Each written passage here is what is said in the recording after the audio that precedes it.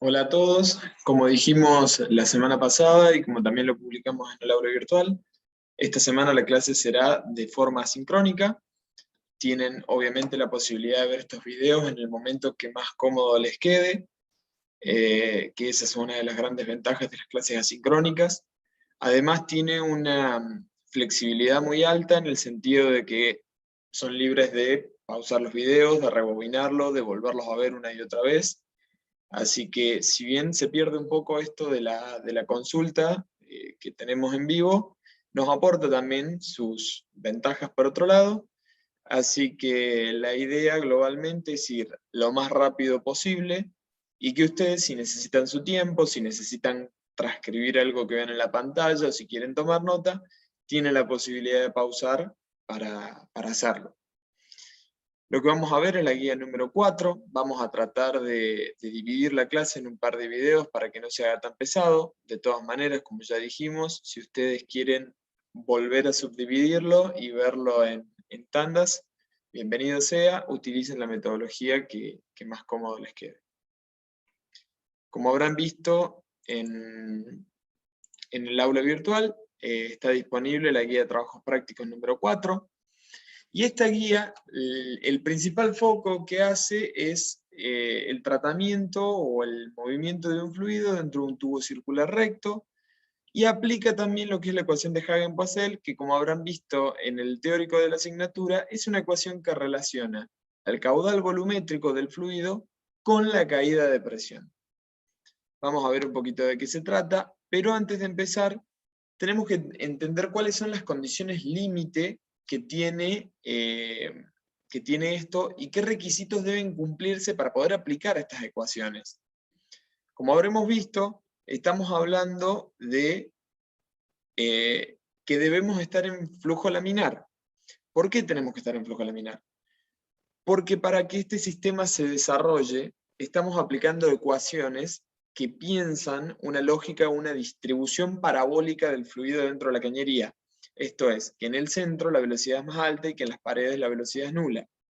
Esta distribución parabólica se da siempre que nos encontremos en un flujo laminar.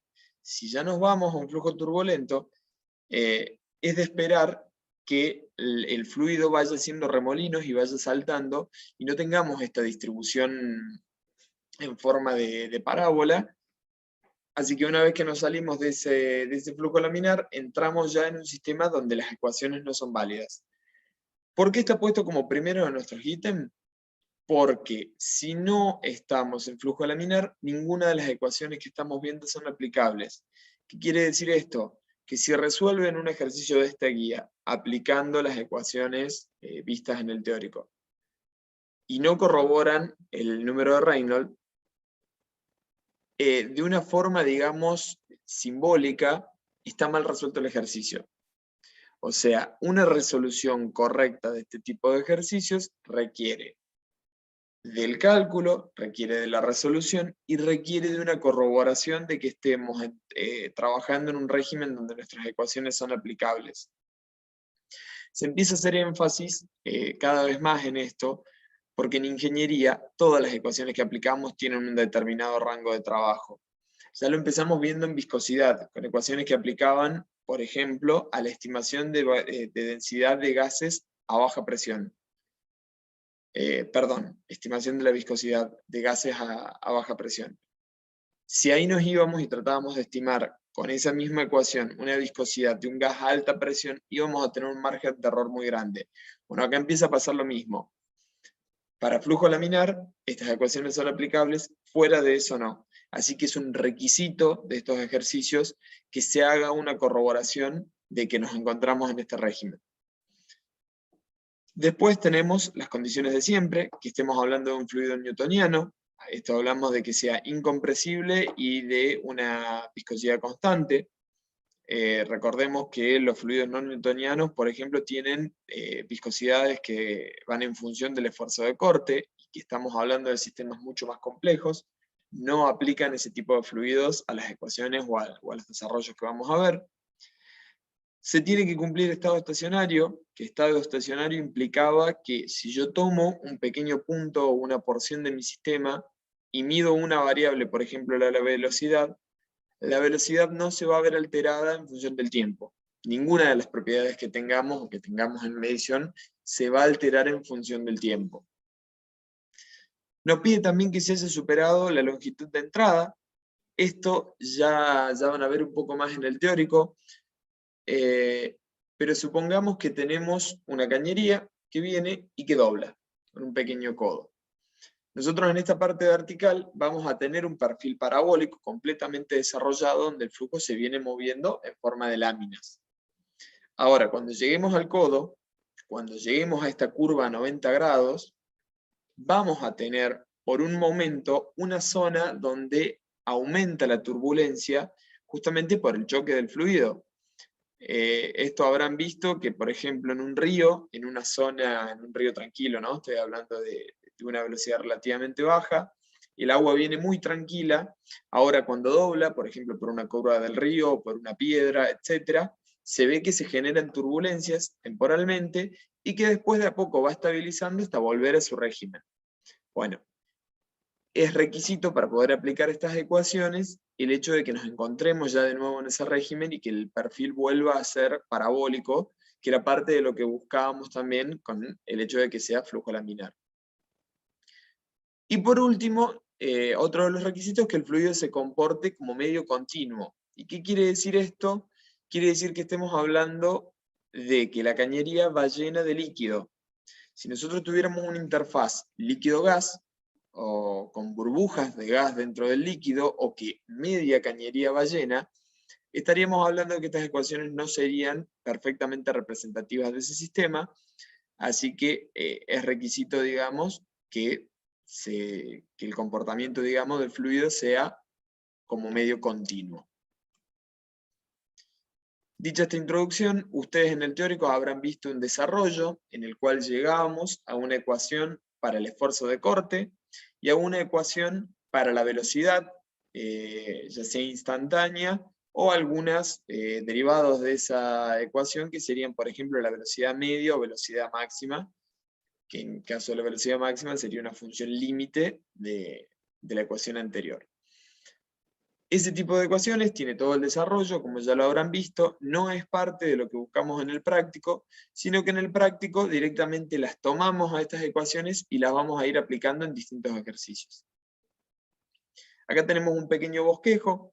Fíjense que en el bosquejo dibujo más o menos cómo es el perfil de velocidades dentro de este tubo circular recto. Acá lo que quiere representar es que la velocidad máxima se obtiene en el medio, donde el radio es 0. Fíjense que nuestro sistema de ejes plantea el radio con su centro igual a 0, y el radio máximo, que será hasta la pared interior del tubo, se suele denominar como R mayúscula. En cambio, cuando hablamos del radio como una variable, lo planteamos como R minúscula. El eje Z en dirección a donde circula el fluido. En este caso estamos hablando de un tubo circular recto por el que desciende el fluido, o sea, esto es un tubo vertical. Supongamos la botella y el fluido viene desde arriba hacia abajo, con este perfil parabólico que vemos en pantalla, que vemos acá, donde la velocidad será 0 en contra de las paredes de ambos lados, y será máxima en el centro. Por otro lado, el esfuerzo de corte se comporta de una manera inversa. Tenemos que el esfuerzo de corte es 0 en el centro y es máximo en los extremos. ¿Por qué era esto? La velocidad se comporta de esta manera porque la pared está completamente quieta y el fluido, la lámina inmediata, también va a estar relativamente quieta, o se supone que hay una capa de fluido en contra que no se mueve. La capa siguiente se mueve lentamente hacia abajo, la siguiente se mueve un poquito más rápido, la siguiente un poco más rápido, y así hasta llegar al centro. Y de ahí empieza a bajar esta velocidad hasta llegar a la otra pared donde el comportamiento es equivalente. En el esfuerzo de corte pasa lo contrario. En el medio, que las dos láminas de fluido que están en contacto, digamos, las más cercanas, van a una velocidad prácticamente igual, el esfuerzo de corte es 0, Y en cambio, a medida que nos acercamos a la pared, que la pared no tiene velocidad, empieza a aumentar nuestro esfuerzo de corte. En el caso de la velocidad, el comportamiento es parabólico, mientras que en el caso del esfuerzo de corte es lineal. Vimos entonces que para radio cero la velocidad instantánea será máxima, mientras que el esfuerzo de corte será cero, y para un radio igual a R, que dijimos que era el radio interior de nuestro tubo, la velocidad será cero y el esfuerzo de corte será máximo. Esto acá es lo que veíamos representado por estas gráficas. En cuanto a las ecuaciones, teníamos una ecuación de tau, donde dice que el tau RZ es igual al radio por la presión 0 menos la presión L sobre 2 por L, siendo L la longitud total, y siendo estas dos presiones P mayúscula. Las habrán visto en la bibliografía, quizás la nomenclatura no es exactamente esta.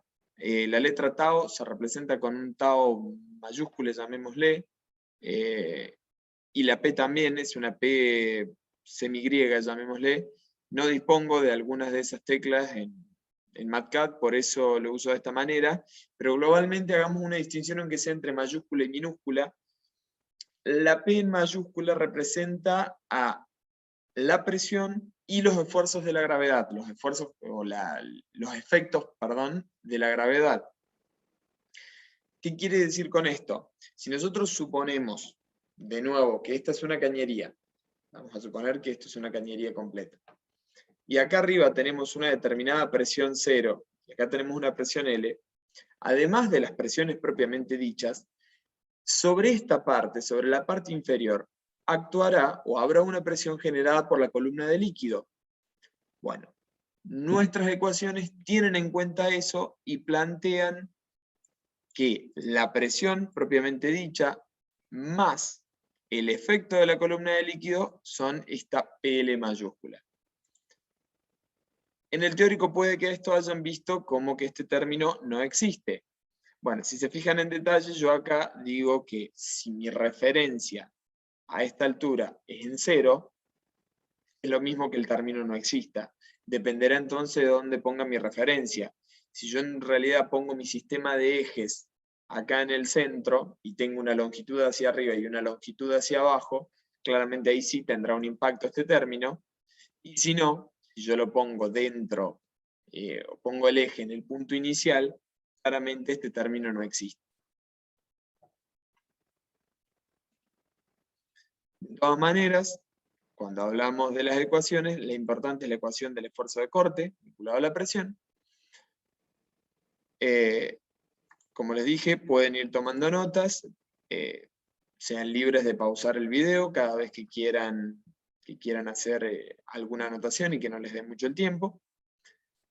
Y tenemos, por ejemplo, la ecuación de la velocidad instantánea. Esta ecuación obviamente está en función del radio. Yo la estoy planteando con un igual booleano, por eso no está plasmado correctamente, pero si la quisiéramos plasmar en MATCAD, acá tendríamos que aclarar que esto es en función del radio y que esto también es función del radio. Y también nos vuelve a hacer la diferencia de presión entre el punto de inicio y el punto final, y depende de otras variables que no aparecían antes, como por ejemplo el radio total, la viscosidad y bueno, la longitud, que sí la teníamos. Esta ecuación es equivalente a la ecuación que veíamos, ambas en realidad son equivalentes a las que veíamos cuando veíamos la placa inclinada, solamente que ahora aplicada a un tubo recto, y tienen alguna que otra variable nueva por el hecho de estar dentro de un tubo y no estar dentro, digamos, a una presión atmosférica completa como estaban en la placa, que era la misma la presión arriba que abajo.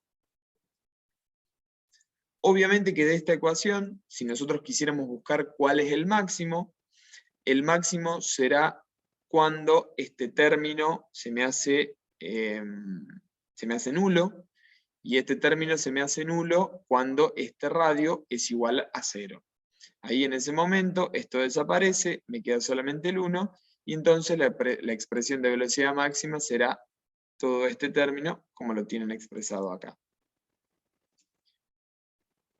Por otro lado, una ecuación también muy útil es la de la velocidad media. La velocidad media, como les dejo aclarado en este costado, es muy común que la bibliografía la veamos expresada dentro de estos signos, como de mayor y menor, digamos. Lamentablemente MATCAD no nos permite definir variables con esa nomenclatura, así que yo voy a usar los términos V media o VM, V sub M, para tratar de representar esto. Entienden que es una limitante de MATCAD y que la bibliografía en general lo presenta de esta manera, por lo que sería recomendable que ustedes también lo trabajen de esta manera. Y una relación más que tenemos es que la velocidad media por el área por la cual circula este fluido a esta velocidad media, es decir, no estamos hablando de la sección de un cilindro, del área de un cilindro, sino que estamos hablando de una tapa. Si nosotros volvemos al ejemplo de la botella, el área, la velocidad será en este sentido. Quiere decir que el área donde se aplica es esta, es la base de la botella. Bueno, la velocidad por esa área nos dará el caudal volumétrico que circula por ese tubo, y ese caudal volumétrico entonces tendrá, en función de lo que era la velocidad media, esta ecuación, que es conocida como la ecuación de Hagen-Poiseuille, y que es válida, como dijimos al principio, bajo determinadas condiciones como densidad constante, estado estacionario, viscosidad constante, haber superado la longitud de entrada, y muy importante, encontrarlas en flujo laminar, es decir, un Reynolds menor a 2100. Volvemos a la insistencia de que todo este tipo de ecuaciones debemos verificar que se estén aplicando bien y que el comportamiento sea razonable, porque no hacer una verificación de esto implica descuidar algo muy importante dentro de esta metodología, e implica la posibilidad de estar cometiendo un error grande, por lo que la idea es exigir, digamos, que se calcule y considerar como incorrecto a un ejercicio donde no se ha hecho esta verificación. Además teníamos, lo habíamos planteado al principio, debemos superar la longitud de entrada. Esto se ha demostrado que el fluido recupera su condición o supera la longitud de entrada cuando se cumple, cuando digamos la longitud de entrada se calcula como 0,35 por el diámetro por el número de Reynolds, y si esta longitud es menor a la longitud de nuestro sistema, quiere decir que nuestro sistema ya superó la longitud de entrada y que puede circular. Digamos, planteémoslos en estos términos. Si nosotros tenemos un sistema, vamos a tratar de abrir un archivo nuevo. Tenemos una cañería. Perdónenme el dibujo medio rústico. De esta manera, donde el fluido viene en esta dirección, cuando doble, habrá una determinada longitud, vamos a suponer de acá a acá, donde el fluido se va a comportar de forma turbulenta. Superada esta longitud, es decir, pasado este punto, el fluido ya recupera su condición de forma, digamos, su forma o su distribución parabólica, y vuelven a ser aplicables nuestras ecuaciones. Así que lo que nosotros tenemos que verificar es que la longitud total de nuestro sistema, o de la parte que estamos analizando al menos, que sería de acá a acá, nuestra longitud sea mayor a esta longitud de entrada. Así que siempre que calculemos la longitud de entrada, que era este 0,035 por el diámetro por el número de Reynolds, debemos verificar que este dato sea menor que la longitud total de nuestro sistema.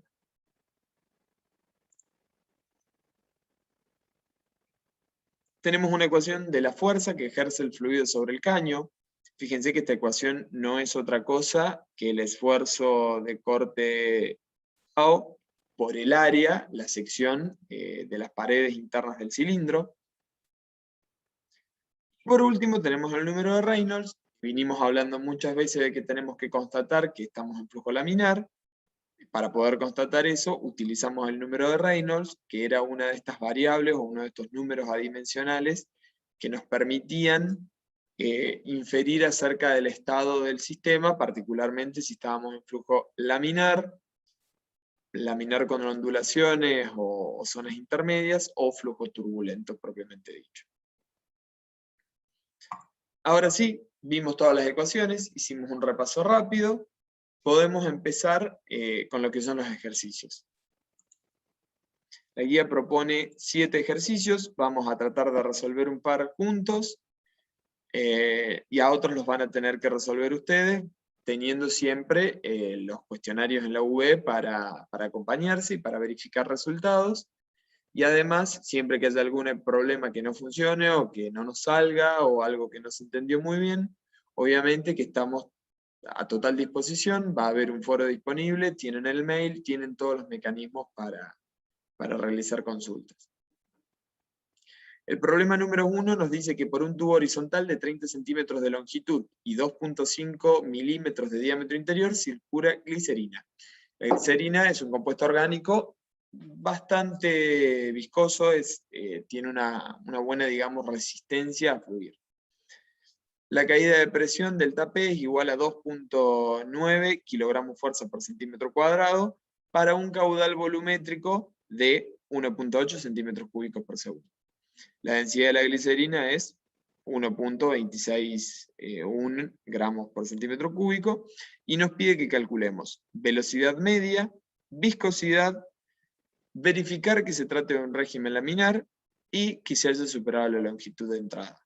O sea, básicamente el problema está dividido en una parte de cálculo, donde buscamos información, donde buscamos calcular alguna que otra variable del sistema, y una parte que va totalmente al revés y que es verifiquen que el sistema funcione y que estemos dentro de el régimen que exige nuestras ecuaciones.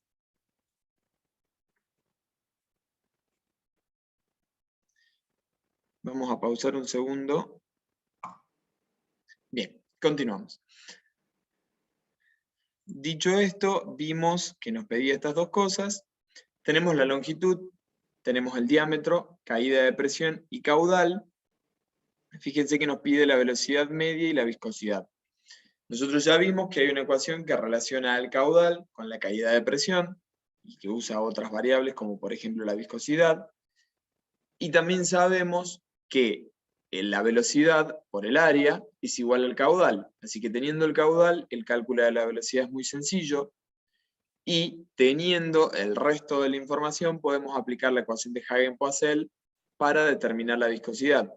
Esto, de hecho, el cálculo de la viscosidad a través de esta experiencia, es una de las metodologías, digamos, prácticas que tiene este tipo de ecuaciones, que es decir, aplicando un determinado caudal, que es fácil de medir, un caudal volumétrico lo podemos medir, o un caudal másico, por ejemplo, lo podemos medir sacando la cuenta de cuánto peso nos cae dentro de un determinado vasito, por ejemplo, en un determinado tiempo, o midiendo, por ejemplo, con un vaso de cocina, esos que tienen la graduación líquida, podemos, por ejemplo, aplicar un determinado caudal y ver en cuánto tiempo recolectamos, por ejemplo, 200 centímetros cúbicos, y con eso fácilmente podemos medir un caudal.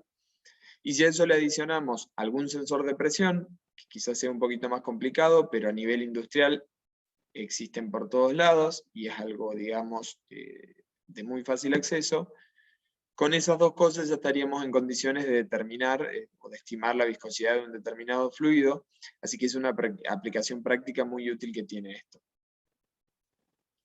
Yendo a lo que es la resolución numérica propiamente dicha, vamos a agrandar un poco la letra. Tenemos la longitud, tenemos el diámetro, tenemos la caída de presión, el caudal y la densidad. Fíjense que las unidades que tenemos planteadas para cada una de las variables son muy distintas, así que yo lo que hice fue irme al sistema CGS.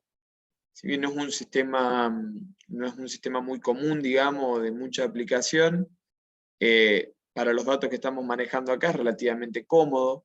excepto para la presión, que nos queda un poco elevada. El resto de los datos están en números, digamos, visualmente agradables.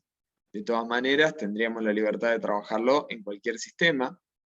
En ese sentido, si el enunciado no especifica algo, somos libres de elegir a qué sistema trabajar, siempre tratando de que implique el menor esfuerzo posible. Así que si nosotros quisiéramos pasar todo esto al sistema inglés, por ejemplo, bueno, tendríamos que hacer conversión de absolutamente todas las unidades, y en cambio, si queremos trabajar en el CGS, tenemos que convertir el diámetro, una conversión sumamente sencilla, y si tenemos que hacer una conversión del delta P, que ahí es un poquitín más complicado, pero si tuviéramos que irnos a la tabla de conversiones, tenemos un factor de conversión de kilogramo fuerza a newton, y de newton tendremos que hacer la conversión del kilogramo y del metro, y ya con eso nos fuimos al sistema. Así que en realidad no es de las más directas, pero tampoco es una conversión sumamente compleja. Como dijimos, la velocidad media es igual al caudal volumétrico dividido el área. Esta área es la sección por la cual circula el fluido.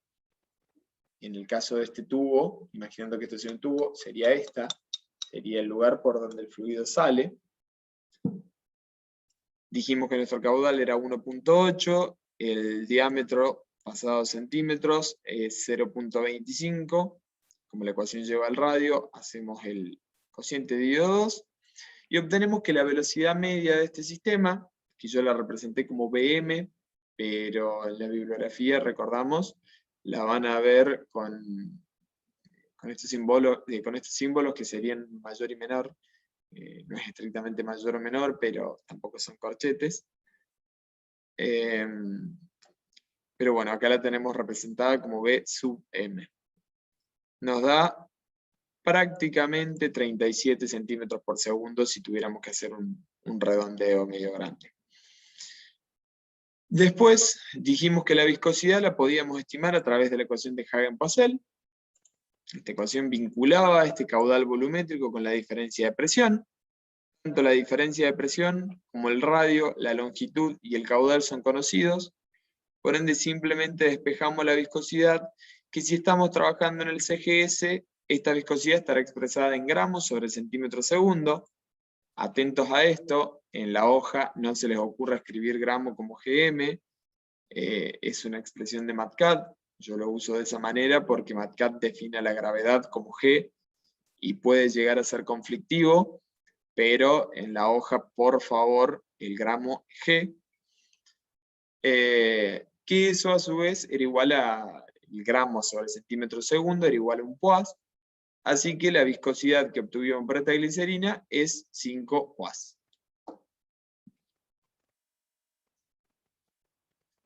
Por último, dijimos que lo que queríamos hacer era verificar que estemos dentro de un rango admisible para nuestras ecuaciones.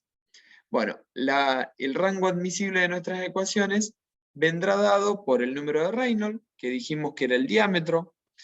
Estén atentos que estos ejercicios de a momentos usan el radio y de a momentos usan el diámetro.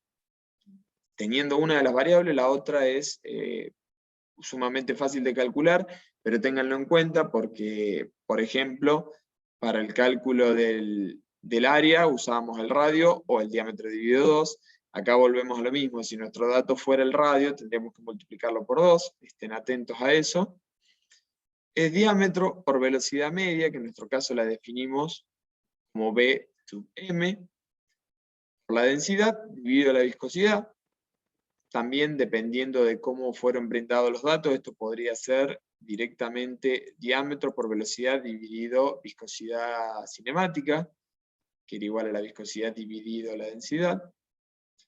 Y aplicando nuestros valores, que este valor lo acabamos de calcular, este valor también lo habíamos calculado, obtenemos que estamos en un régimen de flujo de 2.291, que es recontralaminar, o sea, estamos hablando de que estamos muy por debajo de los 2100, y que por ende todas nuestras ecuaciones son correctamente aplicables.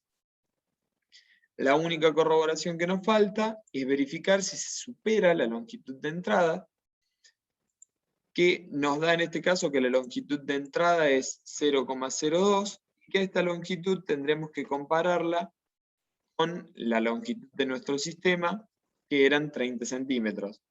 Es decir, el tiempo que tarda el fluido en estabilizar su régimen parabólico son 0,02 centímetros, y nuestro tubo tiene en total 30 centímetros. Por ende, claramente superó la longitud de entrada con estos 30 centímetros de recorrido que tiene. Con esto ya tenemos el ejercicio 1 completamente resuelto. Aplicamos la ecuación de Hagen-Poiseuille. Aplicamos también una ecuación de relación del caudal con la velocidad media por el área. E hicimos la verificación completa de que estemos dentro del régimen aplicable. Como les fui mostrando también en otras unidades, la resolución en MATCAD siempre es mucho más simple. Empezamos con que la conversión de unidades no tuvimos que usar la tabla 1, sino que le pedimos a MATCAD que los convierta, y que incluso si no teníamos el fin práctico de mostrárselos a ustedes a mano, ni siquiera es necesario pedirle que cambie las unidades, simplemente al momento de usarla, la convertirá al sistema que quiere. Y vemos que todo el ejercicio se resume a estas 4 ecuaciones, que es cálculo de velocidad media, viscosidad, número de Reynolds y longitud equivalente, para verificar que las ecuaciones funcionan. Yendo al problema número 2, encontramos que tenemos un tubo, se quiere determinar también la viscosidad de un aceite, nos da la densidad, nos da los datos del tubo capilar, nos da la velocidad media, que con la velocidad media podemos calcular el caudal a través de la sección transversal, y nos da la caída de presión. Obviamente, al final nos pide que verifique el régimen de flujo. Exceptuando el hecho de que antes nos daba el caudal y nos pedía la velocidad media, y ahora nos da la velocidad media y nos pide el caudal, todo el resto del ejercicio es muy similar al problema anterior, así que lo van a tener que resolver ustedes, y dentro del aula virtual tendrán un cuestionario para cargar con los resultados de este ejercicio. Así que este es momento de poner pausa, parar este videito por un rato, resolverlo, tranquilos, tómense su tiempo y después continuamos. Bueno, si bien el cuestionario en la UV plantea los resultados, por lo cual ya pudieron ver si la resolución fue correcta o no, vamos a hacer un vistazo muy rápido, muy express de cómo se resolvía. Teníamos los datos, de nuevo tenemos algún que otro dato en otro sistema de unidades. Si volvemos a irnos al mismo sistema, ya tenemos el factor de conversión para la presión desde kilogramos fuerza por centímetro cuadrado a DINA por centímetro cuadrado. La conversión de milímetros a centímetros era muy sencilla. Para aplicar la ecuación de Hagen-Poiseuille, lo que necesitamos es el caudal volumétrico, que lo obtenemos a través del producto de la velocidad por la sección transversal. Esto nos da algo como 22.24 centímetros cúbicos por segundo. Con esto podemos aplicar la ecuación y obtener que la viscosidad, que en este caso nos da 0,2 poids, y hacemos una verificación de que el Reynolds sea menor a 2100, y que la longitud de entrada ya se haya superado. Esto es decir, comparamos la longitud de entrada con la longitud de nuestro sistema, siempre obviamente en la misma unidad. Nuestro sistema tiene que ser mayor o más largo que la longitud de entrada, que este es el caso. Estamos comparando, la longitud de entrada eran 4 centímetros y nuestro sistema total son unos 25, así que hemos superado, digamos, esta longitud de entrada y nuestro sistema de ecuaciones es válido y es correctamente aplicable. También tenemos la resolución en MATCAD, la vamos a ver muy rápidamente. Calculamos el caudal volumétrico, y fíjense que una de las posibilidades que plantea MATCAD, que obviamente ustedes a esta altura ya lo deben saber usar, pero siempre está bueno volverlo a ver, es que si nosotros no queremos despejar una ecuación, lo que podemos hacer es pedirle al given find que itere el valor de esa, que lo recalcule muchas veces hasta obtener un resultado. La única limitante que tiene es que debemos darle un valor inicial, que normalmente cuando el sistema es algo tan sencillo así, puede ser cualquiera, o sea, no es poco probable que esto tenga un problema de divergencia. Fíjense que le estoy yendo a valores exorbitantes y sin embargo el sistema me calcula muy bien. En sistemas más complejos, los valores iniciales sí tienen que ser un poco más lógicos. Pero bueno, la función givenFind me permite calcular esta viscosidad sin hacer el despeje manual, digamos, de esta ecuación. Y como siempre, hacemos la corroboración del número de Reynolds y la comparativa entre la longitud de entrada y la longitud total para verificar que nuestra longitud total sea mayor que esta longitud de entrada.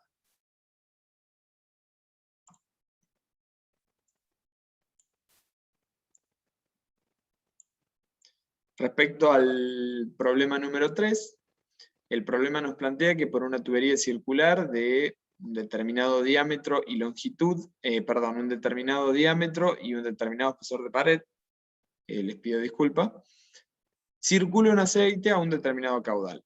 La viscosidad es tanta y la densidad es tanta. Y nos dice, si puede, calcule la pérdida de presión por metro de tubería y determinar la potencia de la bomba, expresarla en HP por metro. Fíjense que los datos que pide en ambos casos es la presión por metro de tubería y nos pide que calculemos la potencia y que la expresemos en HP por metro. ¿Qué pasa con esto? ¿Por qué ahora lo expresa de esta manera? Esto es porque nosotros no tenemos la longitud de la cañería, así que lo que necesitamos saber es, dado un determinado tramo, cualquiera sea, cuál va a ser la caída de presión que tendría en una determinada longitud y cuál va a ser la potencia necesaria para bombear un fluido en una determinada longitud. Este tipo de cálculo, si bien es algo un poco simplificado, nos sirve para decir, bueno, si en este sistema de 15 centímetros de largo tengo una determinada caída de presión y tengo un requerimiento de una bomba de tanto, en un sistema 10 veces más grande, o sea, si pongo 10 consecutivos, ¿cuál será la caída de presión que voy a tener y cuál será la potencia que voy a necesitar? Ahora, ¿cómo sería la resolución? La primera parte, o el inciso A, es muy sencillo.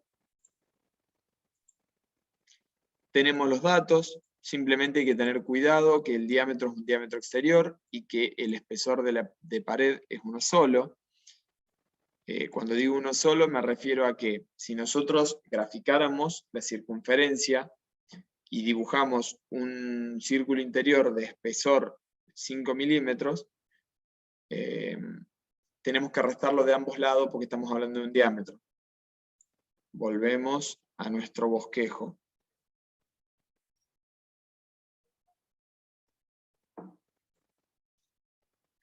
Ese es el círculo exterior. Creo que me fue un poco grande.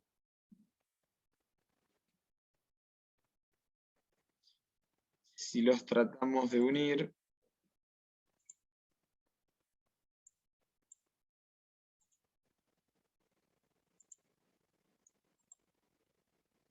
ahí ya lo tenemos correctamente unido. Un espesor de pared, que es lo que nos da el dato, será esta distancia. Y fíjense que nosotros, si lo que queremos es el diámetro interior, tenemos que restarlo 2 veces porque lo tenemos de ambos lados. Así que atentos a eso, el diámetro exterior menos 2 veces el espesor de pared nos da el diámetro interior o diámetro 1. Saliendo de eso, la ecuación de Hagen-Poiseuille nos vincula al caudal volumétrico con la caída de presión. La única extra o diferencia que tenía con los demás era que como no teníamos la longitud total del sistema, nos pedía que lo dejemos expresado en función de la longitud de entrada, de la longitud del sistema. Así que lo que vamos a despejar en este caso no es delta P, sino que es delta P sobre L. Por ende pasaremos 8 por mu, multiplicando el otro término, y este diámetro sobre 2 a la cuarta por pi, dividiendo el otro término, nos quedaría esta expresión, que si la resolvemos nos da algo como 78.22 gramos sobre centímetro cuadrado por segundo al cuadrado. Fíjense que yo acá hago la conversión de unidades, hago la conversión a kilos, con la conversión a kilos transformo, multiplico y divido por metro, eso es un newton, newton sobre centímetro cuadrado por metro, y ahora con el newton hago la conversión a kilogramo fuerza, y eso entonces nos queda como kilogramo fuerza por centímetro cuadrado por metro, que este metro será por metro de longitud de cañería.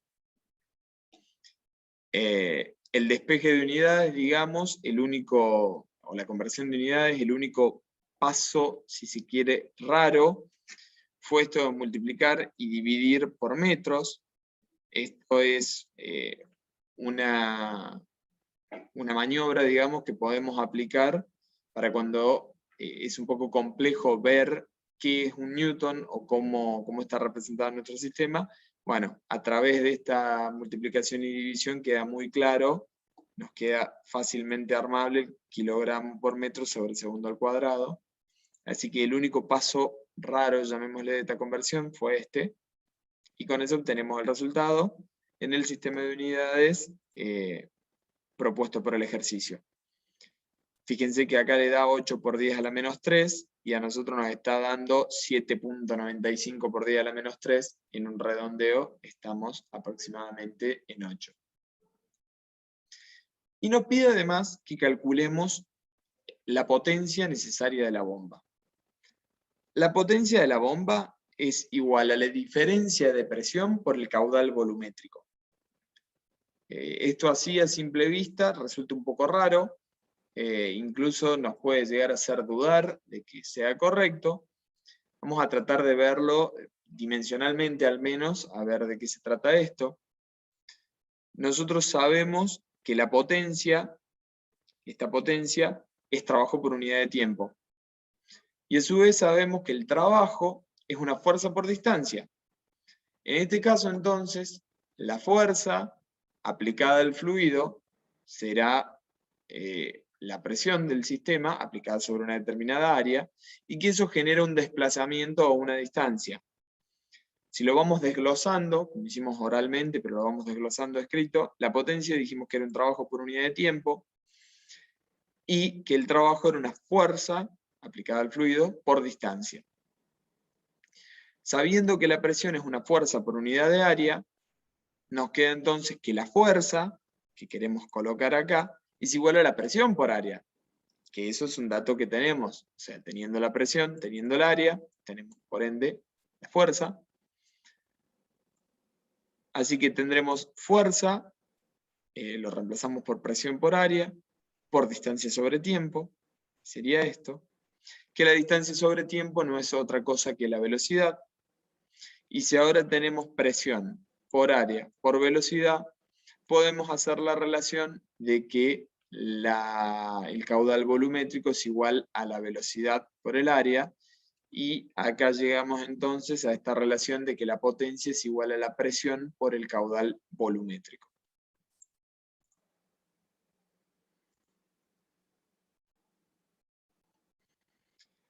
Particularmente para nuestro problema, nosotros no disponemos de la presión, sino que disponemos de la presión por metro de cañería, o la caída de presión, perdón, por metro de cañería.